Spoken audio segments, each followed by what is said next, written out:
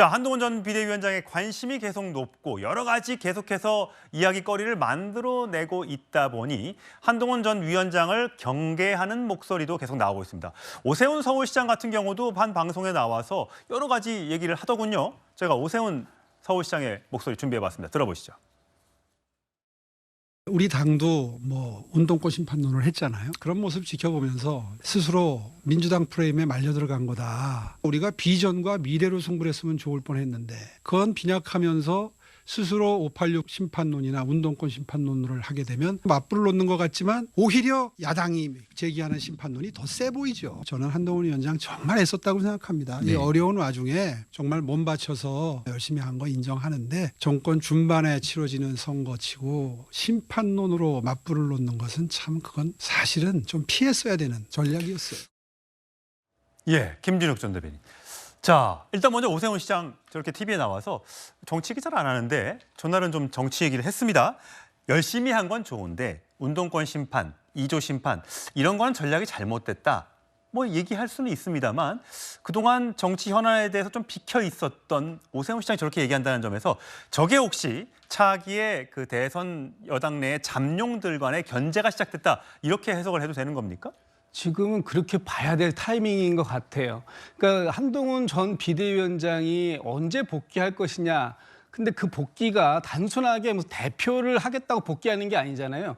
그러니까 국민의힘의 잠재적인 대권 후보로 복귀한다라는 그 의미를 갖고 있기 때문에 이제부터 사실상 홍준표 대구시장이든 오세훈 서울시장이든 앞으로 다음 대권에 관심이 있는 잠룡 후보군에서는 가장 강력한 경쟁자가 이제 다시 복귀를 하는 거기 때문에 견제를 할 수밖에 없는 거예요. 근데 한동훈 전 비대위원장이 대통령 후보가 되기 위해서는 두 가지를 극복해야 됩니다. 첫 번째는 윤석열 대통령을 극복해야 되는 게 있고요. 두 번째는 지금 오세훈, 홍준표 같은 이런 그 잠재적 대권 후보군을 또 극복해야 되는 상황이 생기는데 이 두 후보군을 극복하는 과정이 이렇게 쉽지는 않을 거다. 특히 당내의 지지 기반이 좀 지금 아직 굉장히 낮지 않습니까? 예, 오세훈계라고 하는 분들의 국회 입성이 별로 이번에 안 이루어졌다고 얘기들 하더군요.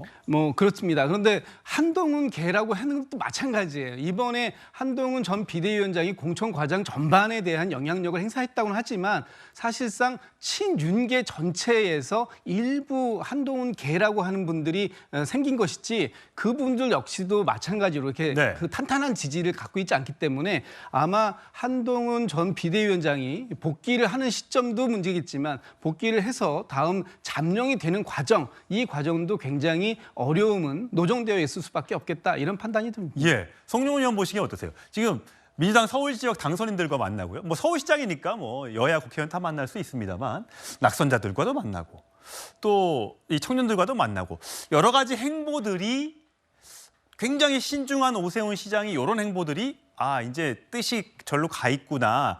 이번 선거는 졌으니까 이제 내가 몸을 풀을 준비를 해도 되겠구나라고 생각해도 될까요? 이런 행보들을? 지금 오세훈 시장뿐만 아니라요. 여권의 잠재적 대권 주자로 불리는 분들의 총선 이후의 행보는 전부 다 차기 대권을 의식하고 있는 겁니다. 벌써요. 그렇죠. 이미 그 신호음이 울렸다고 봐야 되고요. 그래서 민주당 당선인을 만나든 특히 이제 국민의힘의 많은 낙선자들을 만나든 이런 것들은 다 그 대선으로 가기 위한 일종의 정지 작업의 일환이죠. 그런데 이제 저는 한 가지 아쉬운 것이 그 오세훈 시장이 아까 전에 그 한동훈 전 비대위원장의 선거 전략을 비판한 부분, 물론 심판론이 한계가 있습니다. 그런데 그 2조 심판론을 마지막에 들고 나왔던 그 상황은 사실은 우리 언론에서도 다 취재를 해보셨겠지만은 선거 전략의 선택의 폭이 별로 없었습니다. 이미 데이터가 너무 나빴기 때문에 전통적 지지층을 결집하기 위한 프레임이 등장했어야 됐었고 그런 맥락에서 나온 것이거든요. 그러면은 사실은 오세훈 시장께서 그런 부분도 같이 좀 어떠한 제약 상황이 펼쳐졌는지에 대해서도 함께 비판을 해주셨으면 좋았을 건데 그 부분은 없었다는 점이 좀 아쉽죠. 예.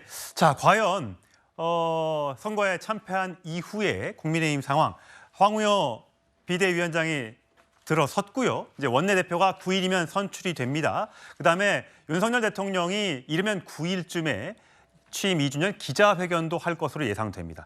과연 위기의 국민의힘이 어떤 리더십을 세우고 다시 거듭날 수 있을지 시간이 조금씩 흘러가면 갈수록 국민들 또 지지자들이 어떤 생각을 하게 되는지 저희가 좀 지켜보도록 하시죠.